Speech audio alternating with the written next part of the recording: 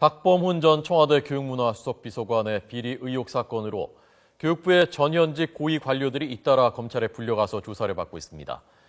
내일 구속영장 실질심사를 받는 성완종 전 경남기업회장은 조금 전에 기자회견을 했습니다. 검찰 취재하는 이종원 기자 연결됐습니다. 이 기자 나오십시오. 네, 서울중앙지검입니다. 네, 오늘 현직 부교육감이 조사를 받았다고요? 네, 그렇습니다. 울산시 부교육감인 오모 씨가 피의자 신분으로 소환돼 조사를 받고 있습니다. 오 씨는 박 전 수석이 청와대 재직 시절 교육부에서 대학 정책을 담당하는 대학 선진화관으로 일한 인물입니다.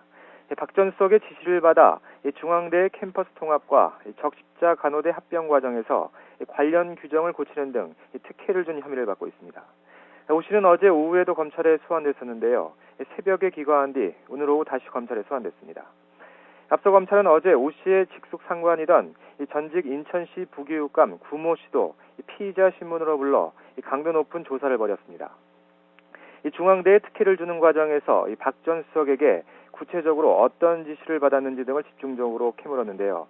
어제 검찰 조사 과정에서 구 씨는 비교적 상세하게 당시 상황을 진술한 것으로 알려졌습니다. 검찰 관계자는 구체적인 발언 내용을 공개할 수는 없지만 구 씨가 수사하는 사람이 마음이 아플 정도로 회한을 갖고 심경을 피력했다고 말하기도 했습니다. 사실상 박 전 수석과의 직접적인 관련성을 인정했다는 의미로 해석됩니다.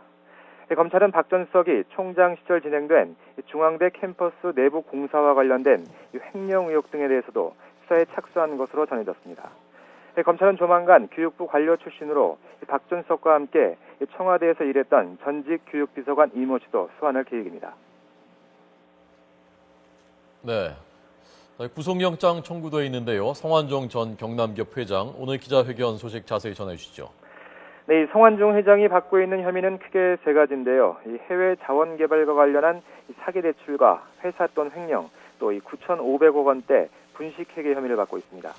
1시간 전인 오후 2시부터 기자회견을 열었던 성 전 회장은 사실상 혐의를 모두 부인했습니다.